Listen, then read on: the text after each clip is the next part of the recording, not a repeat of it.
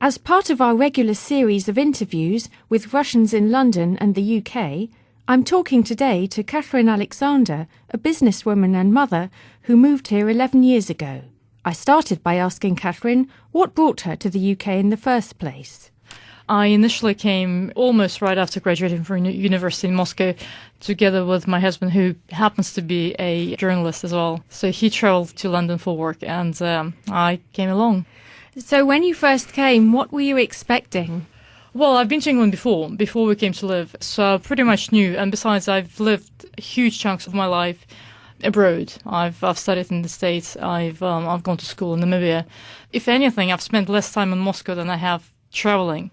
So how come you lived in Namibia? Because my father is a journalist as well, and so is my mom. And he was head of bureau for what's now RIA, and used to be called APN. So he was head of bureau in Namibia and in Ghana and in Ethiopia. And so we traveled quite a bit. So I guess I already had that mechanism for adapting to different cultures and different ways of life. And although saying that, I still found it quite difficult initially. I mean, the change, mainly because my work was in Moscow, all my friends were there.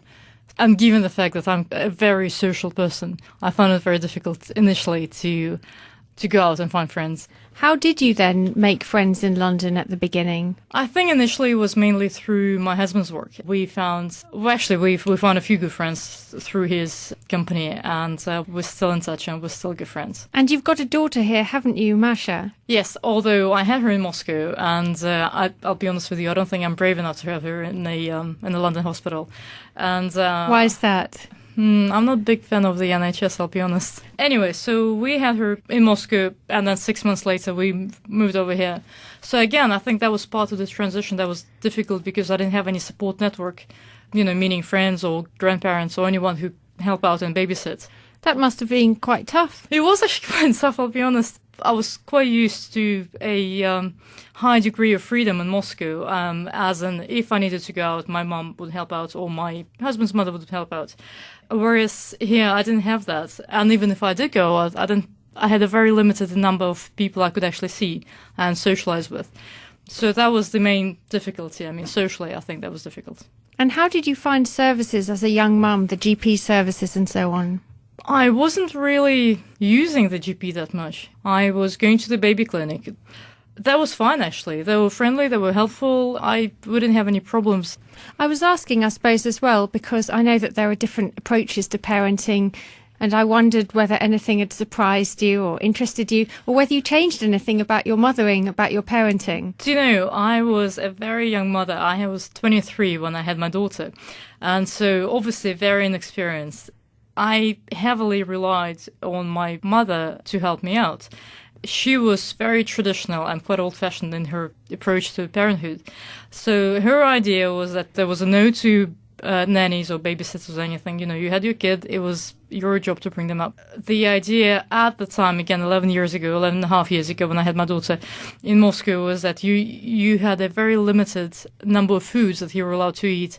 Otherwise, it would affect the quality of your breast milk, and that would give the baby colic. So again, that was something that I really struggled with that. I couldn't get my head around to that because, again, my life all of a sudden I felt like I was a slave to my baby, which I found a little bit bizarre. And once we moved over here, that was a breath of fresh air because we went to see the baby clinic, and the lady there, she said, "What nonsense, what are you people up to, what are you doing?" And also, I think at the time she was quite spoiled. My mother taught us, she said, well, if she cries, you have to pick her up and you have to walk around with her for whatever amount of time that she needs. And it got to a point when we were walking around, we couldn't sleep at night. She was always in our bed. You couldn't put her down.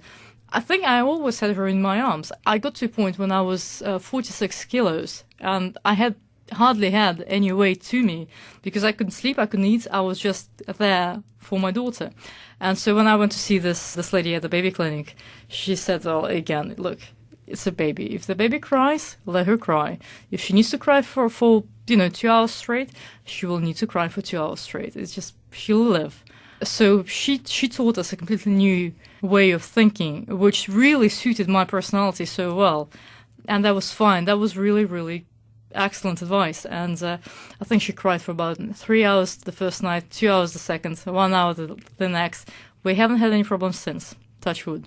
Fantastic. So if anything, I'm massively grateful to that woman. Is there anything that you feel you've learnt, nevertheless, from Russian ways of parenting? The main difference probably is Russian mothers tend to mother a lot more than the English. I mean, in terms of how they dress the kids, how they treat them once they get ill. Sometimes when my daughter started nursery and she started school here in London, I was quite surprised to see how many kids were coming to school with a cough, with a cold, with chickenpox, with lice. None of those things would be happening in Moscow, none of them. If your kid had a problem or whatever sort, they stayed home until it was gone. So quite different here. So I guess that's the main thing. You've now set up your own business, haven't you? Yes, I have. Tell me about that. Well, the company is called Talent Investors, and that's an executive search and executive recruitment company, if you like. What we do, I think we are the link for Russian professionals based in London. We have employers which we work with who are based in London and also based in Moscow. And the idea is that we set up companies and employers with Russian-speaking professionals who are needed either here, or sometimes we take them back to Moscow. Sometimes we bring them over from Moscow and make sure that the employers have the best talent possible to bring the company forward, so to speak. How long have you been doing that? I almost fell into recruitment accidentally. I was trained as a journalist in Moscow, and then still while at university I went into events management. So I was doing I was running an event production company for quite a while until I came to London, and I knew that all my business was there, all my projects, all the money, all my connections were there. And for a while, I was flying back and forth and trying to live a life in London and work in Moscow. And then for a while, it kind of worked. And then once my daughter started school, it became very difficult. So I started looking for something else. I was invited to an interview to a recruitment company for an events director position. And while I was talking to their director, and we just got talking. And then I said to her, well, look, I know I'm applying for this position because this is all I've ever done. That's all I know. However, realistically, I'd like to do something else. And she says, well, have you thought about recruitment? And, at that time, that was as wild a suggestion as, Kate, would you like to become, a vet? And she said, well, would you like to try that? I was then offered a job with them. I've started off as a recruitment consultant, a very junior one at that. I then progressed on to the head of Russian desk. And then the recession came along, and I've left the company to set something up on my own. So all in all, I've been doing that for about 4 years now. So you've managed to combine it with being a mum? Yes, I have. And actually, I'll be honest with you, it works quite well. Can you work from home? Yes, I can. I think that's one of the best things about it. And what I do normally is I work until about 3:30 in central London, and then I travel back home, and then I work until 6. And although I'm still busy, I'm still on the phone, I'm still on email, I'm still working. However, I'm there at home making sure that my daughter's okay. And then my husband gets home at 6, and so the whole family's at the dinner table. Is there anything particular you miss about Russian life? Not really. I tend to go home quite often anyway. And so I get to see all my friends, I get to see all my family. I travel to the dacha, the country house. Frankly, the ticket is only £250, and it's a 3-hour flight. Is there anything you'd like to bring from Russia into England to import, like banyas, for example, or certain types of food? Perhaps better beauticians. Manicures and pedicures, I think, the quality of that in London it could be better, let's put it that way. And do you think that's because British women don't have such a habit of having Actually, that's true. I don't know. Perhaps, I don't generally like to generalize. But, I think Russian ladies are usually more fixated on fashion and beauty and their sort of personal upkeep. And do you find London more relaxing then, in that sense?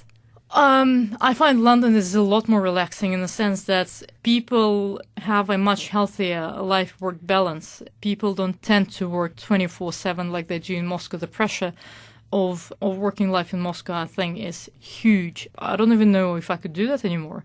I don't think I'd want to do that anymore. As I said, every time I go to Moscow, and then my friends schedule up business meetings at 10, 11 at night, and that seems to be the norm. Whilst here, that will be ridiculous, quite frankly. Is that because people feel that if they've got a good job in Moscow, they need to hang on to it? I don't know. See, the thing is, the people I socialize with, they usually either own their business or they're quite high up in a larger corporation somewhere. So I think that's the pressure of making money, of responsibility, of being responsible for a team. To say that people are more driven would probably be not quite true. I don't have an answer to that one, I'll be honest. Do you think perhaps things are just a bit more like they used to be here, the old-fashioned working patterns? Well, I've missed the old-fashioned working patterns here. I don't know. But all I know is that it's, as I said, people are much more career-focused. People work over the weekends. I'll tell you what, my father's 62. He still works. He's never home until 9 p.m. He's out of the door at 7 in the morning. What does he do? He is now in business development. He's left journalism a while back and is now in business development. The number of times when he has clients flying over to Moscow over the weekends, he's out the door, he's working. The number of times he has to go on business trips to, say, Afghanistan or Iraq or one of those places. And then after a 10-hour flight, he is going to the office right from the airport. That's all the norm. That's just how he lives. And he doesn't seem to find anything wrong with that. Do you think British people are a bit soft in comparison? Have people had an easier life here in general? I think it's just much more stable. You know that you don't have to do that. Whilst I don't think, in comparison, if my father all of a sudden decided to refuse to do that, he would probably lose his job, given the fact that everybody else is doing that. So he'd be this little princess on a pea. Well, if other people can do that, why can't you? And it's overall, the working culture is very different over here in London. You don't have to do that to keep your job. What about fun in London? What do you enjoy doing in your spare time? Oh, I love the parks. I love going to the countryside. And I quite enjoy the National Gallery as well. But overall, I'm a nature freak. So give me the outdoors. I'm always in the garden. I'm always planting something. So don't you miss the forests in Russia? I think I used to in the beginning. I used to go out to my parents' country house a lot. And I used to spend every single summer there. I still do, actually. I still spend a couple of weeks a year anyway. And I used to go mushroom picking and all that stuff. But I think you can still get a lot of that here. Just on a smaller scale, perhaps. On a smaller scale, yeah. That was Katherine Alexander talking to me, Alice Lagnado, for The Voice of Russia in London.